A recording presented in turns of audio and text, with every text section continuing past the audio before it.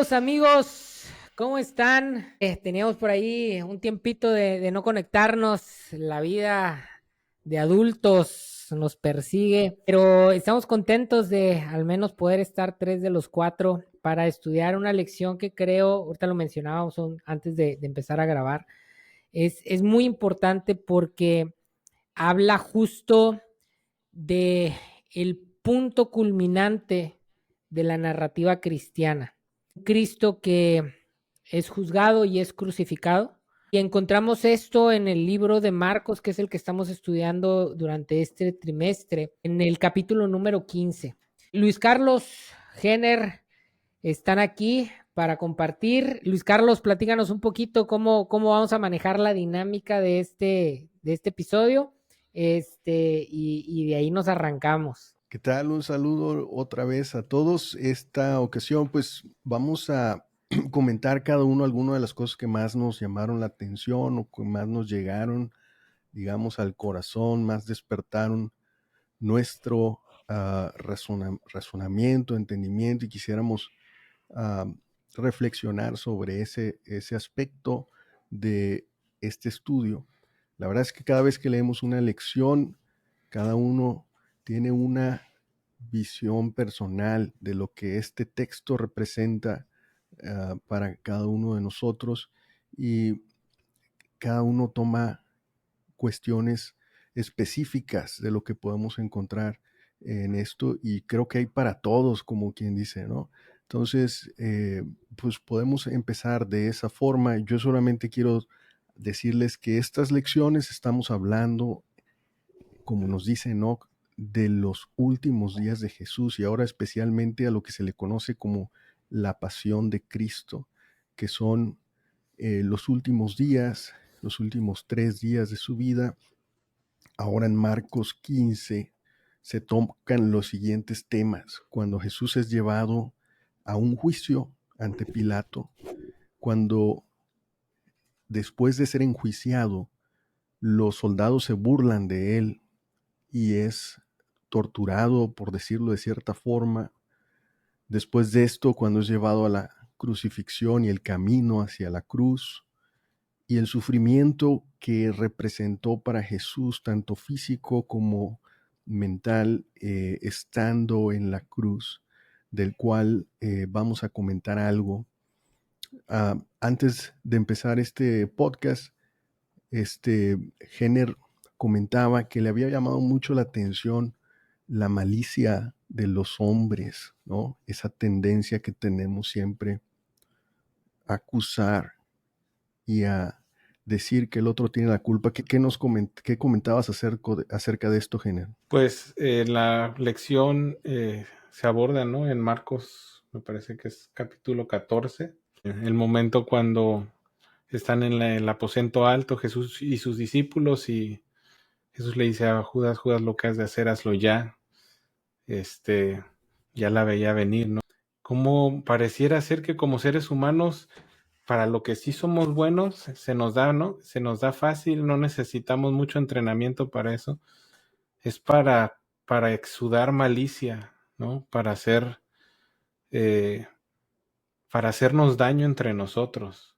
Eso me parece que me llamó la atención y estuve buscando algunas cosas o cómo podemos aproximarnos a la traición. ¿Qué significa traición? A Jesús lo traicionaron. La lección nos lleva por ese camino en alguno de los días que estudiamos.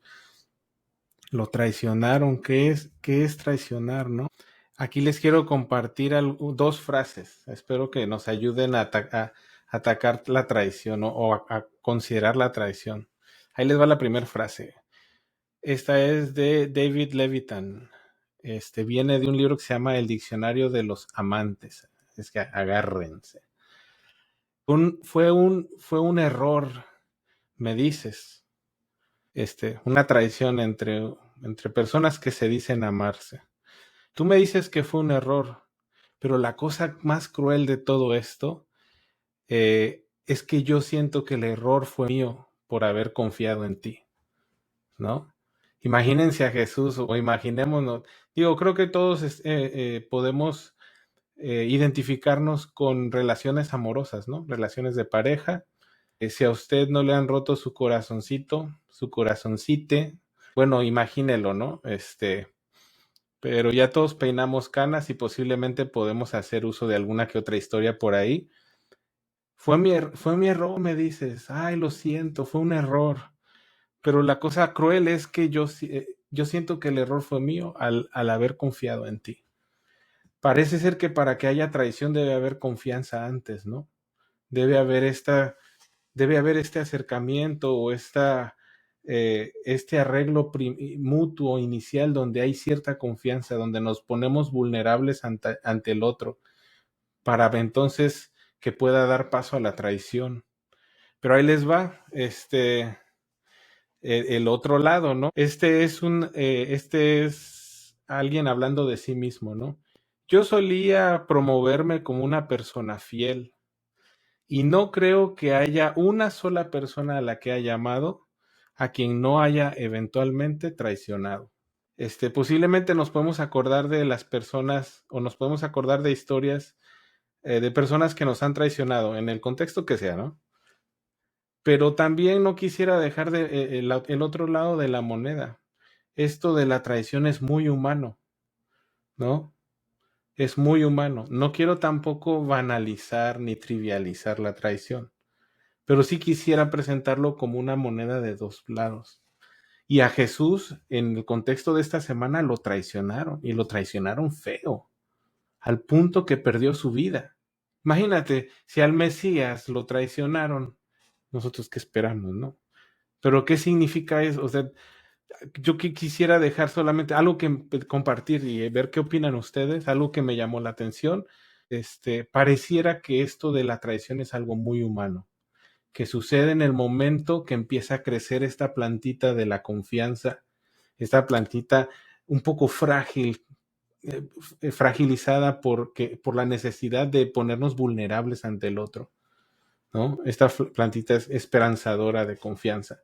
Y en el momento menos esperado llega la traición, ¿no? De la cual somos expertos como seres humanos. Y al mismo Mesías le tocó su buena dosis de traición también. ¿Qué opinan? No me toques ese vals, estaba diciendo que me voy por los tequilas. Híjoles, fíjense que lo que yo voy a comentar un poquito más adelante está relacionado con esto. Lo quiero tocar desde otro enfoque, desde lo que nos está diciendo Jenner. Por un lado, el tema es cierto, ¿no? En algún momento la gente nos falla.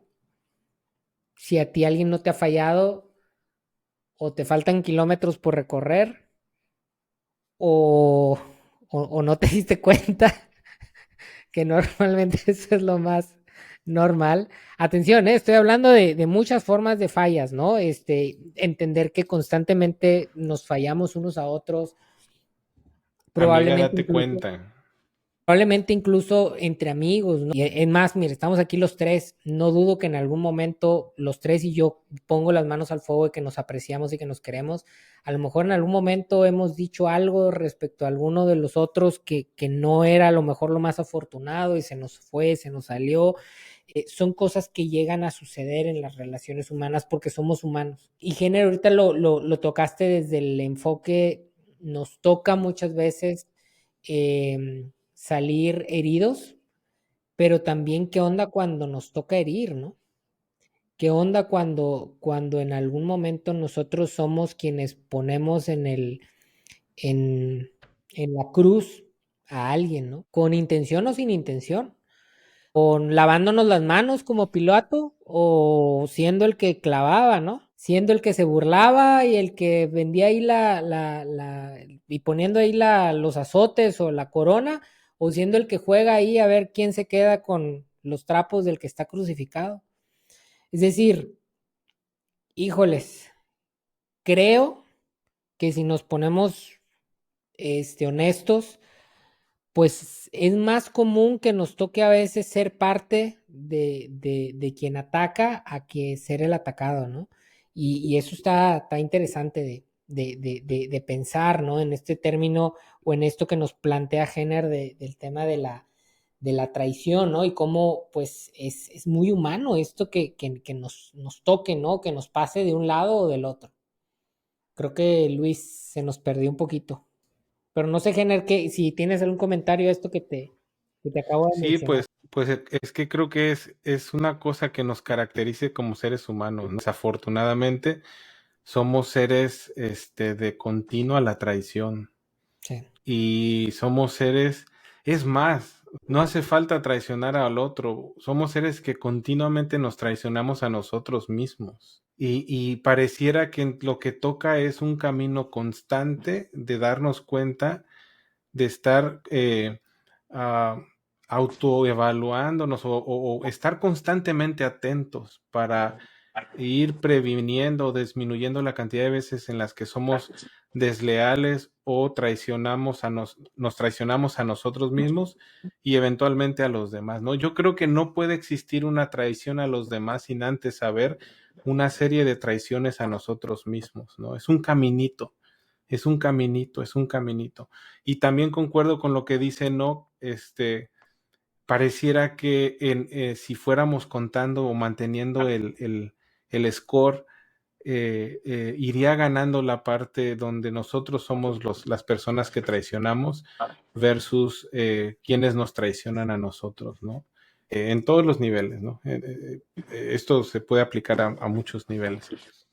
Y me parece que esto es trágico, porque no puede haber un final virtuoso en el contexto de la traición. No, no, no, no existe.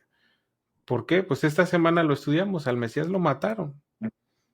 Al Mesías lo mataron por seguir el camino de la traición. Lo mataron. Judas se traicionó a sí mismo, se arrepintió después, le fue horrible. No podía no sabía ni qué hacer con su propia existencia. Se traicionó a sí mismo y después procedió a traicionar junto con otros y matar al Mesías. Está canijo, ¿no? Está canijo. Pero yo sí quisiera invitarnos a preguntarnos a nosotros mismos, o sea, ¿cómo esto cómo me afecta a mí? Y no como víctima, sino qué puedo hacer yo para empezar a caminar un proceso virtuoso que no tenga que ver con los demás, en lo más mínimo, antes primero conmigo mismo, ¿no? Y empezar a encontrar esos momentos donde me voy autogoleando o me voy traicionando a mí mismo. y Sí, muy interesante. fíjate, perdón, damos bienvenida al doctor Mena, Ronald. que andaba ahí haciendo algunos procedimientos. Pero nomás para cerrar con el comentario de Jenner, o para hacer ahí un señalamiento. Fíjate que me gusta mucho, Jenner, ahorita que mencionas el tema de las veces que nos traicionamos a nosotros mismos, ¿no? Porque ahí jugamos el doble rol. O sea, ahorita antes que comentaba lo que mencionaste, nos poníamos de un lado o del otro, ¿no? Pero ¿qué onda cuando nos traicionamos a nosotros mismos? Y en ese contexto, qué útil sería, y ojalá que todos a lo mejor veamos la forma de hacerlo, de pensar en esas ocasiones en que nos traicionamos a nosotros mismos, quién es nuestro Barrabás. Es decir, el Barrabás, me voy a atrever a dar una respuesta, o al menos a mía, el Barrabás termina por ser nuestro ego. Hemos hablado ya en lecciones anteriores que dentro de nosotros hay una guerra, ¿no? Hay una decisión. ¿A quién vamos a crucificar? ¿A Cristo o a Barrabás? ¿A quién vamos a sacrificar? ¿Al amor, a nuestro ego? Y normalmente preferimos sacrificar al amor. Preferimos, y no hay razones, ¿eh?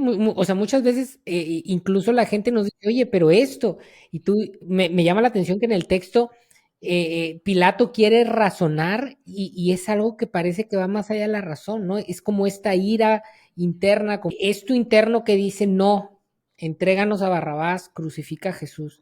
¿Cuántas veces, y ahí habrá cada quien que pensar en quién es su Barrabás, o cómo se manifiesta su Barrabás?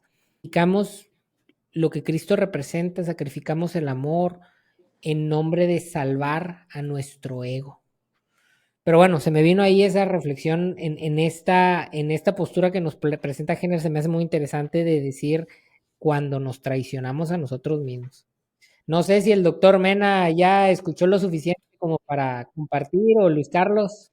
Me llamó la atención eso que comentaba, ¿no? Del ejemplo de Judas, Jenner, ¿no? O sea, y cuando nos traicionamos a nosotros mismos, ¿hacia dónde vamos? ¿Hacia dónde corremos? Porque recuerdo bien esa historia que Judas en enmendar sus errores, pues fue en busca sincera de eso, fue en busca, ¿no? De las personas con quien les había vendido y entró a la iglesia y en donde tenía que haber encontrado redención, pues al contrario, ¿verdad? Fue como que el empujoncito para el desenlace de Judas, ¿no? Entonces creo que la cruz representa también esa invitación hacia correr hacia Él, hacia correr hacia la cruz cuando nos sentimos, cuando nos hemos traicionado, hacia dónde corremos, ¿no? Yo creo que aquí es la invitación hacia la cruz que representa esa gracia, ¿no? Sí, yo quería seguir el hilo ahí de un poco más de Pilato. Me pareció muy algo interesante esta historia de lo que estaba comentando Enoch. El juicio de Jesús ante Pilato. Recordemos que los judíos llevaron a Jesús a acusarlo de sedición, dice la lección o dice el texto. Hay grandes ironías en el relato o a través de este concepto de ironía, la lección nos cuenta la historia de cómo estas ironías son alguien no percibe la ironía, hay dos significados, dos capas de significados. Hay alguien que no percibe lo que está pasando y no reconoce lo que está sucediendo y no sabe las consecuencias, ¿no? Y, y hay otro nivel en el que se contrastan los significados. Pero en el tema de Pilato, um, lo que llama la atención es cómo Pilato cede a las presiones del pueblo. Hoy los judíos lo llevan a Jesús a acusarlo de que él se está autoproclamando rey, ¿no? De hecho, esa es la pregunta con la que empieza Pilato a cuestionar. De hecho, es la única pregunta creo que le hace, o por lo menos que refleja aquí el texto en Marcos, en la que Pilato le cuestiona, ¿eres tú el rey de los judíos? Los judíos pensaban que acusándolo de esta forma, pues llevándolo ante los romanos, eh, iban a lograr que lo condenen, porque los romanos que en esa época dominaban Judea o controlaban Judea, no querían problemas, ¿verdad? No querían levantamientos de líderes, de políticos, movimientos, nadie que hiciera mucho escándalo entre la población. Querían tener todo bien controladito. Y si alguien decía que era rey, pues eso iba contra Roma, ¿no? Contra el emperador, contra lo que ellos que estaban controlando. Entonces los judíos llevando, mira, es se está haciendo problemas, ¿no? Porque se está autoproclamando. Y los judíos no tenían muchos fundamentos, pero con esto llevaron a Jesús. Y lo que iba a llegar con Pilato es que cuando él se da cuenta de esto, lo que pasa con Pilato es que dice el texto que él cede ante la presión y del pueblo. Incluso, como decía Enoch, uh, hace varias cosas como todavía antes de acusarlo dice, bueno, vamos a entonces a poner a dos, vamos a poner a Barrabás y a Jesús. En ese tiempo se acostumbraba a liberar a un preso y entonces los pone ante el pueblo y dice, ¿cuál quieren? Pensando que pues Barrabás obviamente era un asesino, ¿no? Era un ladrón. Los mismos sacerdotes alentaron al pueblo para que acusaran a Jesús y fuera Jesús el condenado. Y entonces al ver esto, ver que la turba, el pueblo, pues tenía mucha presión Pilato y él cede, ¿no?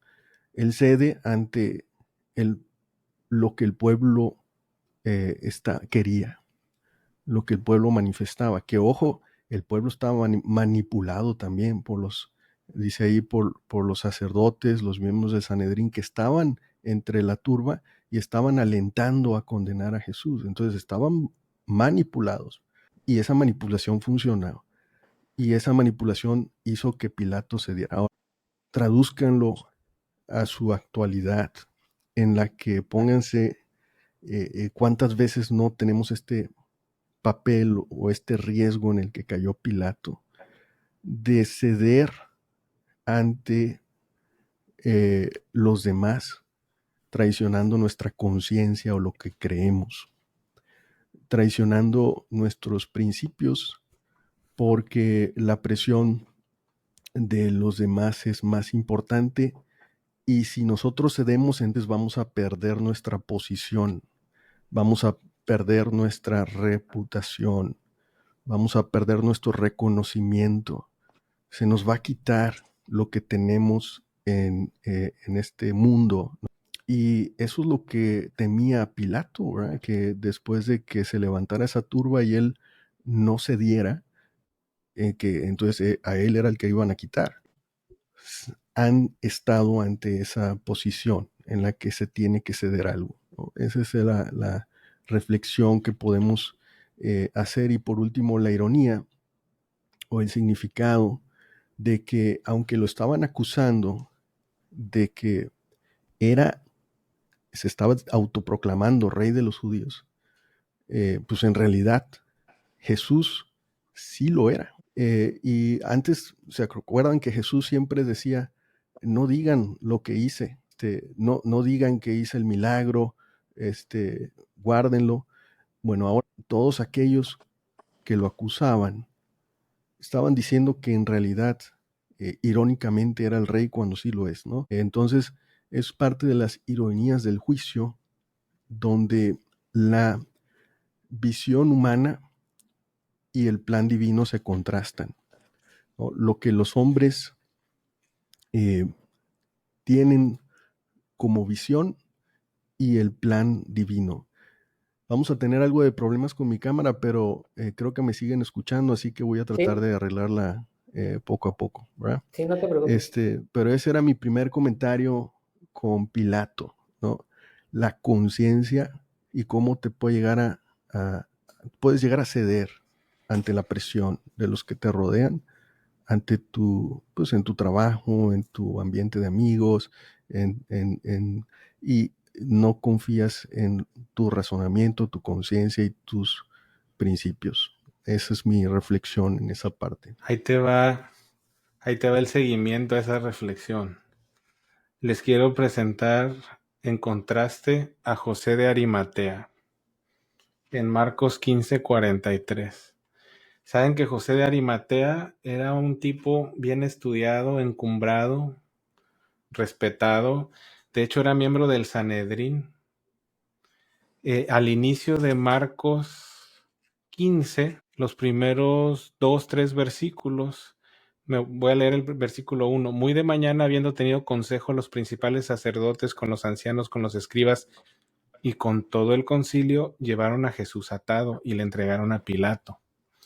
Si nosotros vamos a Juan 19:38, vamos a ver que José de Arimatea era discípulo de Jesús, pero era en lo secreto porque le daba miedo, ¿no? Por miedo a los judíos. Además, pues le iban a quitar la chamba y yo creo que ese huesito sí pagaba bien. Y José de Arimatea me llama la atención porque me parece que vive estos claroscuros. Esto que tú decías, Luis, de que Pilato dobló las manos, o se me fueron las palabras exactas que usaste, ¿no? Pilato no se plantó frente a no defendió lo que era justo, cedió ante la presión de grupo, ¿no? Pero quisiera presentar el caso de José de Arimatea. En Marcos 15 vemos al concilio sesionando y votando que le van a dar cuello a Jesús, y José de Arimatea era miembro del concilio. Y junto con hoy se me borró el cassette, junto con otro que vino a buscar a Jesús en la noche. Nicodemo. Híjole, qué pena. Nicodemo, gracias. Junto con Nicodemo, eran dos discípulos de Jesús, pero que no lo decían en público. Eran discípulos secretos de Jesús que pertenecían al concilio. Entonces, en la mañana, por decirlo así, en la narrativa de Marcos 15, tenemos a José de Arimatea, pues, si estuviera en el Senado, no sé, de repente ya hasta anuló su voto, ¿no?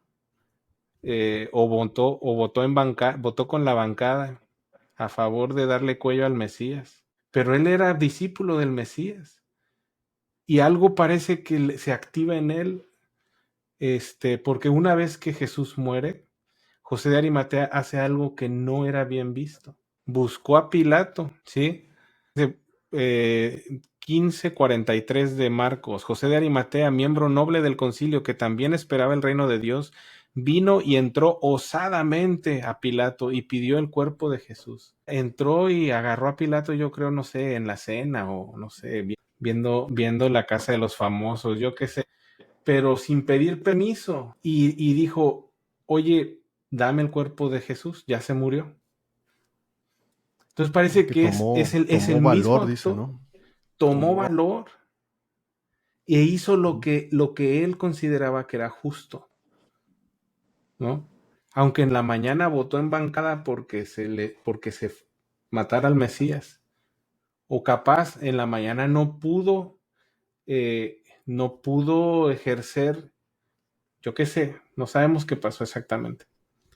Cuando las circunstancias le permitieron, actuó, aún a pesar de que lo que hizo se salía de los cánones, no era esperado de una persona educada, de una persona encumbrada que vaya y le pida, oye, hazme el favor, yo me llevo el cuerpo de Jesús.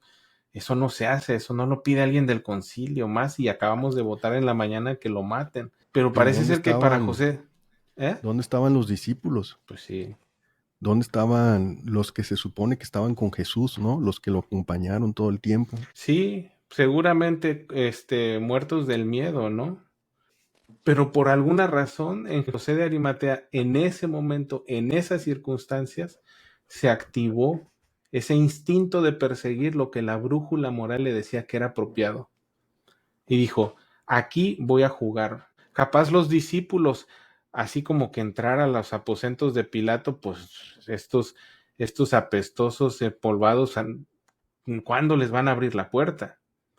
Pero a José de Arimatea sí se la abrían, porque era miembro del concilio, tenía pase. Yo quisiera subrayar este sentido de justicia que se activa en José de Arimatea en un momento y lugar particulares, que si no hubiera sido él, capaz no hubiera sucedido esa historia. Nadie más pudo haber movido el vector o movido la historia como la movió José de Arimatea. Era para él esa jugada, era para él. Y se activó a pesar de que no era esperado de él, a pesar de que se salió de los cánones, se activó su instinto y su brújula moral. Y eso me parece interesante, aunque en la mañana no lo hizo, ¿no? La importancia de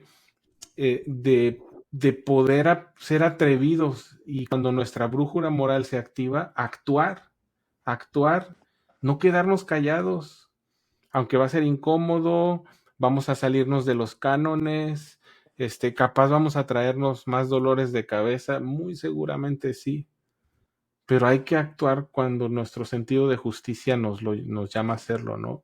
Cuando las circunstancias son apropiadas para que podamos aportar algo. Yo quería dejarlo ahí, continuando lo que Luis presentaba, no sé cómo lo vean. Muy, muy buen apunte. Era salir de la zona de confort, decía, ¿no? Levantarse del sillón, dejar de ver Netflix. Ujú. Pues la valentía, ¿no? Yo creo que eso es lo que comentaba Luis Carlos, porque sentido de brújula, yo creo que también Pilato lo tuvo, ¿no? Su propia esposa, alguien en quien podía confiar, le decía qué era lo que tenía que hacer, o sea, estaba ante un justo, o sea, internamente la brújula de Pilato sabía que él era inocente, y no dudo que inclusive hasta pensó que sí era el Mesías. Pues digo, no sabemos bien eso a detalle, pero la voz de su esposa, de la persona con quien más confianza podía estar teniendo y que tenía el atrevimiento de decirle, no, no, mi rey, ni no, no, Pilato, ¿sabes qué? Mira, él es un hombre justo y lo tienes que hacer así. Pero no le hizo sentido, ¿no? O sea, yo creo que esa parte de Arimatea fue el valor que tuvo los pantalones, ¿verdad? Para amarrárselos y acudir a ese sentido de brújula, ¿no? Pues con esto pasamos a el último bloquecito de temas. Igual y Ronald, si al final quiere cerrar, sería muy bueno.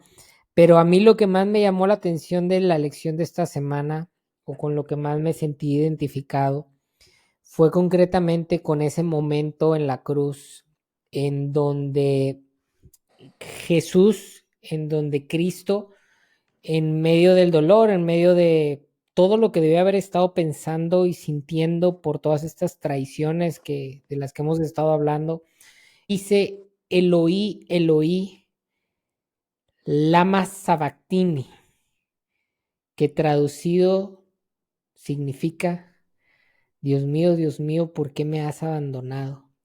Fíjense qué interesante que en la cruz Jesús no se pone a reclamar la traición de todos los que hemos mencionado. Es más, dice: perdónalos porque no saben lo que hacen. Y para mí aquí hay una gran enseñanza de en dónde debemos de nosotros poner nuestras esperanzas, en dónde es que debemos de poner nuestra seguridad. O sea, primero hay una enseñanza ahí muy fuerte, ¿no? No se trata que en algún momento tengamos la expectativa de que los amigos, las parejas, la familia no se van a equivocar, no van a fallar, no van a traicionar. No, no, no, no podemos. Es más, creo que lo más maduro espiritualmente es que cuando sucede, repito, lo más maduro espiritualmente, no digo que todos lo logremos hacer, ¿no? Pero sería voltear al cielo y decir: pues sabes que perdónalas, perdónalos, no saben lo que hacen, ¿no? Como también yo a veces no sé lo que hago cuando la termino embarrando, ¿no? Pero luego esto nos lleva a otro espacio sumamente interesante, que es: si yo no puedo en algún momento, o si no, o si la madurez o la enseñanza que podemos sacar de aquí es que no se trata de en algún momento tirar culpas entre nosotros, y si en algún momento alguien ha realmente sentido que de alguna manera Dios le falló, que Dios lo abandonó, creo que es un sentimiento muy humano y que le ha dicho a Dios: oye, ¿por qué me has abandonado? Y es curioso que es algo que sucede justo antes de que Jesús, literalmente así dice el texto, lo pueden buscar, entregue el Espíritu. Fíjense. O sea, me recuerda esta lucha de Jacob con el ángel, ¿no? En donde entra en una disputa con Dios, y yo creo que Dios no le tiene miedo a eso. Dios no le tiene miedo a que en algún momento le digamos: ¿por qué me has abandonado? ¿Por qué me fallaste? Dios no le tiene miedo a que nos peleemos con Él. De hecho, creo que es más sano espiritualmente pelearnos con Dios que pelearnos entre nosotros los hermanos, los amigos, las parejas. Y Y en el caso de lo que sucede con Jacob, al grado de que no le molesta lo sucedido, que termina en algún momento cambiándole el nombre. Y le dice: ¿sabes qué? Tu nombre era Jacob, que significa engañador. Pero después de esta lucha que has tenido conmigo, que, que se representa en esa lucha final de una noche, pero que venía años atrás sucediendo, llega el momento en donde Jacob le dice: ¿sabes qué? O sea, ya ni siquiera quiero ganarte, ¿no? O sea, nada más te pido que, o te digo, no te voy a soltar hasta que me bendigas. Y entonces hay una transición en donde Dios le dice: ¿sabes qué? Te llamabas Jacob, que significa engañador, ahora te llamas Israel, ahora te llamas Israel. Y pasa algo similar con Cristo, es decir, Cristo sabía lo que iba. Cristo no quería hacerlo. Dios, se sucedió la lección pasada donde se habló de esto, que no estuvimos aquí juntos, pero hay un momento donde Jesús le dice: si es posible, yo no quiero esta copa. Es decir, si es posible, yo no quiero sufrir, yo no quiero sentir la traición, el desprecio, la humillación, los golpes, el dolor. Y sin embargo hizo otra cosa que es muy madura espiritualmente y que creo que es todavía más difícil que pelearse con Dios, que es decirle a Dios: pero no se haga mi voluntad sino la tuya. Y saber que iba a pasar un momento de prueba difícil.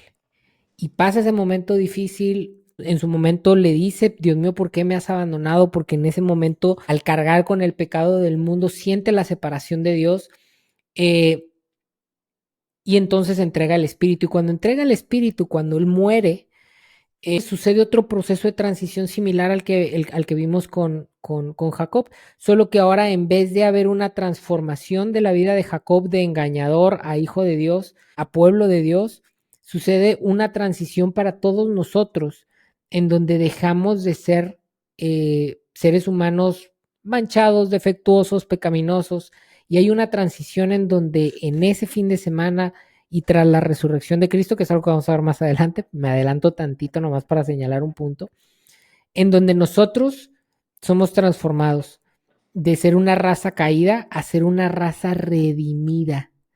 ¿Y qué significa eso? Significa que el hecho de que Jesús haya pasado por ese momento de sentir que Dios lo abandonaba, nos abre la puerta para que nosotros tengamos acceso directo a Dios.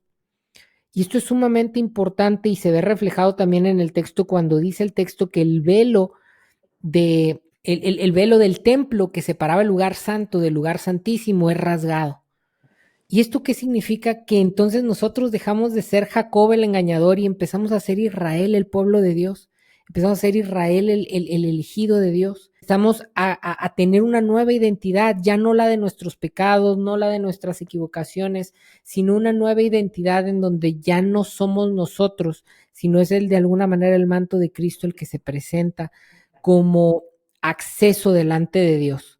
Estos dos temas para mí, digo, yo sé que tenemos poco tiempo y de hecho ya llevamos un buen ratito, pero para mí darían para muchísimo tiempo de pensar, de reflexionar, cómo muchas veces esas situaciones o esos momentos, sin demeritar que ya el sacrificio de Cristo está hecho y que tenemos acceso a esto, pero luego nuestras vidas, cómo muchas veces cuando pasamos situaciones que nos hacen sentir abandonados incluso por Dios, cuando suceden estas traiciones y que llega un punto en donde dices, bueno, pues, ¿qué le digo, no? Si yo también en algún momento me equivoco, bueno, ¿qué le digo? Si yo en algún momento también he traicionado, bueno, ¿qué le digo? Si, pero cuando volteamos a decir, bueno, no le puedo culpar a este porque es un ser humano tan dañado como yo, y volteamos al cielo y decimos, Dios mío, ¿por qué me has abandonado?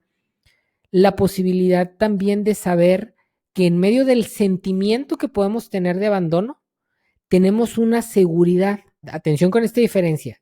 Más allá del sentimiento de sentir que Dios nos ha abandonado, tenemos la seguridad y la seguridad está puesta justo en la cruz de la que estamos hablando esta semana. Está puesta en un Cristo que cargó con el pecado del mundo para entonces poder ser el sacrificio que nos limpia a todos los demás. Y esto para mí es sumamente poderoso. Sé que la próxima semana ojalá nos podamos juntar porque luego se nos complica, pero justo la próxima semana vamos a hablar del Señor resucitado. Y yo quiero en algún momento, aunque no la he leído, lo puedo anticipar que vamos a poder hablar también de cómo nosotros en algún momento podemos ser resucitados a una nueva vida. A ver, sin necesidad de morir en esta, ¿no? Pero a partir de esas situaciones difíciles que vivimos, podemos emular el viaje de Cristo, de la cruz a la tumba, a la resurrección, hacerlo en nuestras vidas y ver cómo en algún momento, más allá de lo que sentimos, sabemos que ese proceso de transición es posible, que Jesús lo vivió por nosotros y que si Él pasó por ese sentimiento de abandono de Dios y surgió a una vida nueva, nosotros también lo vamos a poder hacer. Aquí mi reporte. Comentarios para cerrar. No, creo que te lo has dicho muy bien, ¿no? Todo lo que comentaste, bastante acertado de mi punto de vista. Creo el evento, o sea, de la cruz, específicamente ese momento de abandono, creo que es el clímax de esta lección. De hecho, está en el día miércoles, que es el centro, ¿no? Pero si pudieras decir cuál es el punto de la película, clima, incluso de la historia de la humanidad, siempre llegas a ese centro que es la cruz, y en el cristianismo tiene un significado muy profundo, ¿no? Es el evento más importante, más significativo, en el que se presenta esta sustitución, ¿no? La sustitución o el lugar que toma Jesús en lugar, en lugar de que tú tengas que hacerlo. Y cómo esa separación que él vivió, ese desamparo, ese momento de dolor físico, dolor espiritual, esa carga, ese sufrimiento, pues él lo toma, él lo sufre para que nosotros no tengamos que enfrentarlo. Pues yo creo que híjole, hablar de eso, podemos hablar muchísimo tiempo, ¿no?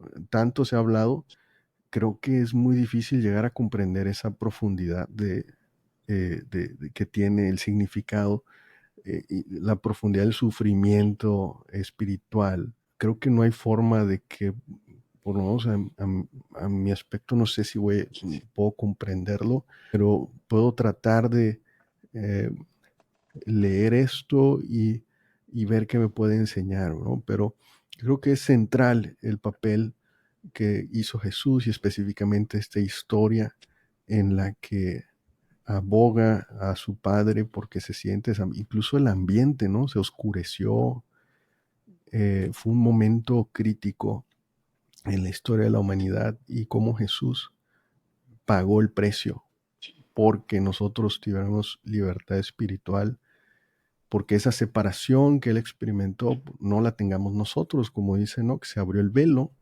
Entonces, esa separación que causa el pecado, nosotros, ya que él la vivió, nosotros no necesitamos vivirla más, ¿no? Podemos acercarnos directamente eh, a Dios porque él abrió el velo y porque específicamente él cargó con esa separación, um, y el pecado del mundo. Entonces, mm, híjole, tantas cosas. Hay un artículo en medicina muy famoso, ¿no? Del sufrimiento físico de Jesús. Eh, Tanto se ha escrito de sufrimiento espiritual.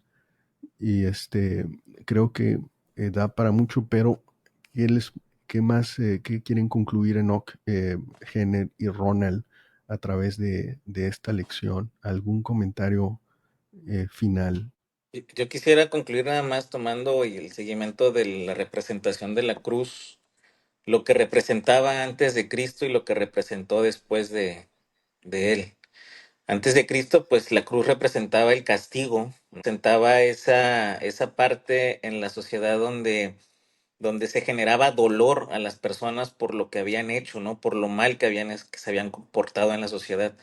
Después de Cristo, eh, podemos utilizar palabras como amor, esperanza. Sin embargo, me queda a mí algo eh, muy claro, que en lo personal para mí la cruz representa la reconciliación entre Dios y el hombre. A través de lo que sucedió cuando se rasgó el velo del templo, esa amplitud de no nada más ser el pueblo escogido, sino la humanidad en la totalidad, esa reconciliación que hubo después en el fallecimiento de Cristo en la cruz, me habla de esa reconciliación. Entonces, me llevo eso esta semana de la representación de la cruz en mi vida. Pues yo quisiera proponer que un tanto diverger un poco de lo que propuso Luis en el siguiente sentido. No hay forma de entender el sufrimiento del Mesías a menos que lo entendamos a través de nuestro propio sufrimiento.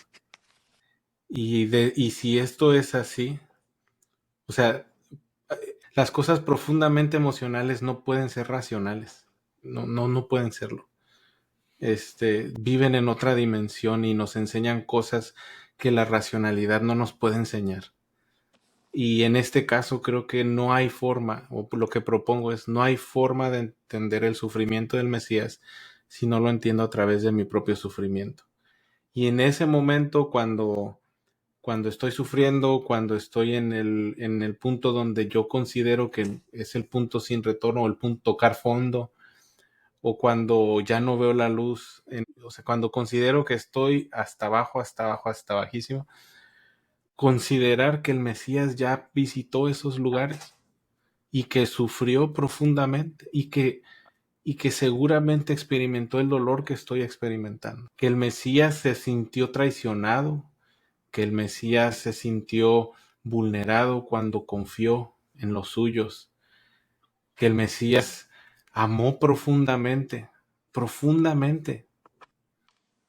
y sin ¿cómo diríamos? Y sin limitantes, ¿no? Se entregó profundamente a la humanidad y la humanidad lo traicionó y lo mató. Es entonces cuando podemos considerar la opción de que alguien ya experimentó lo que nosotros estamos sufriendo, lo que sea que estemos sufriendo y en el contexto que sea que estamos sufriendo. Y es entonces ahí cuando el sacrificio del Mesías cobra un valor que la racionalidad no puede explicar, ¿no? Que solo se puede explicar a través de la emoción, del sentirse deshecho, del sentirse aplastado, del sentirse completamente traicionado, del sentirse, como decía Enoch hace un momento, ¿no? Cuando no nos queda más que decir, Dios, ¿por qué me has abandonado? Cuando no nos queda más que decir eso. Es entonces encontrar entender un poco más esto que sufrió el Mesías.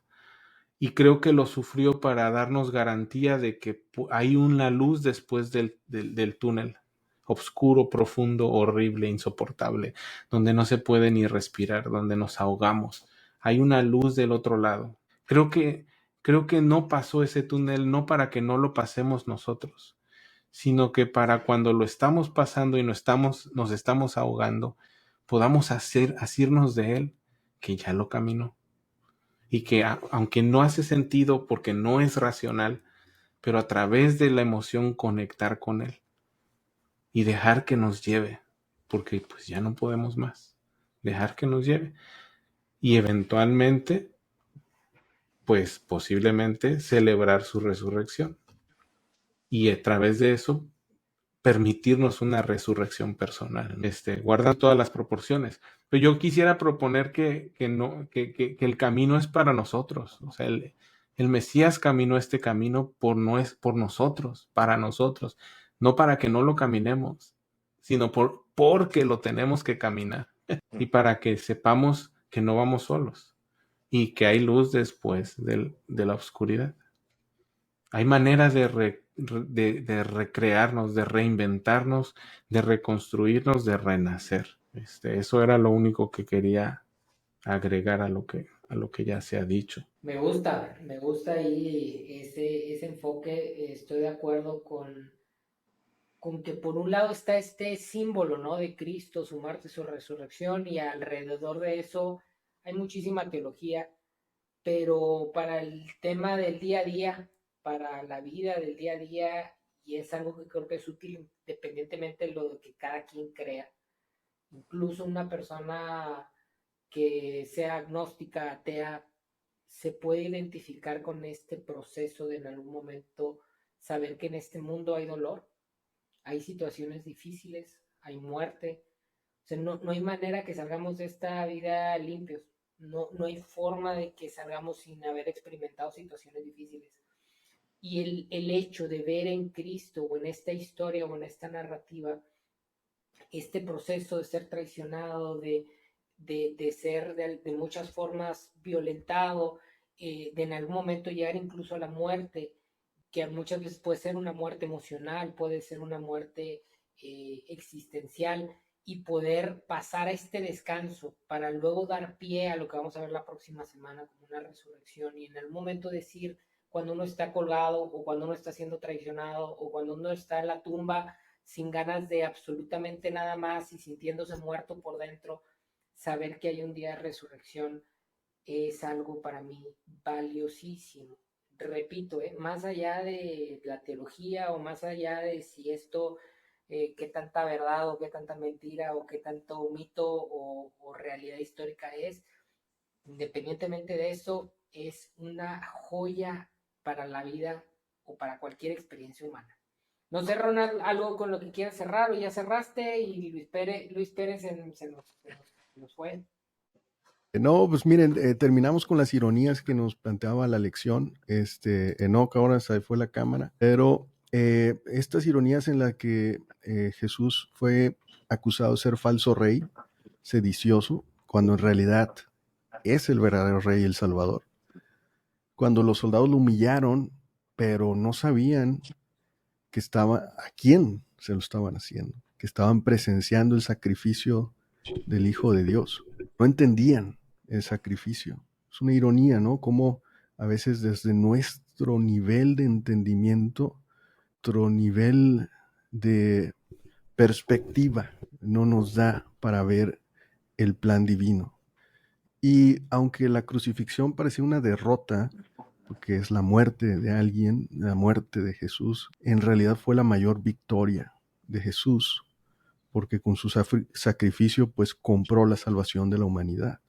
Entonces, estos contrastes de ironías, ¿no? A veces lo que el mundo considera que fue un fracaso, una debilidad, para Dios es el plan de redención. Los judíos, algunos de ellos siguen esperando que va a haber un líder, ¿no? Un político que va a venir a liberarlos, un Mesías. Y este sacrificio o este poder espiritual de Jesús nos dice que su poder no reside en la fuerza, en la dominación. Su poder reside en el servicio, en la humildad y en el amor, ¿no? Por dar algunos contrastes en las ironías, contraste e ironía que presentaba la lección para concluir. Y dejarnos con algunas, planchando un poquito ahí de controversia, pero hay gente que dice que Jesús no murió, que se desmayó. Hay gente que cuestiona que Jesús en realidad murió. Hay muchas cosas que se dicen, hay otros cuestionamientos a todo esto que pasó, a los detalles. Hay gente que analiza perfectamente, ¿no? Y dice, no, pues estaba desmayado, lo llevaron y salió caminando, ¿no? Creo que es el tema central de la historia de la humanidad. Y otro dato curioso, todas las películas que tú ves en el cine giran alrededor de un héroe, de un actor principal, que ahora les gusta ser más antihéroes, pero es el mismo concepto. Alguien que es el que salva, alguien que es el que domina, el que se sacrifica por los demás, ¿no? Que tiene más poder y que se sacrifica con los demás. Y yo no sé si hay alguna película que no tenga la misma trama. Escribir una película es muy sencillo, ¿no? Sacrificio, poder, y victoria, ¿no? Pero creo que todo engloba la trama del conflicto de los siglos entre el bien y el mal y la salvación que tenemos a través del sacrificio de Cristo. Entonces, pues nos vemos la siguiente semana. Cuídense mucho y revisaremos el tema de Enoch, que ya viene el tema de la resurrección. Esperamos que podamos juntarnos para platicar acerca de eso. Nos vemos. Cuídense. Saludos.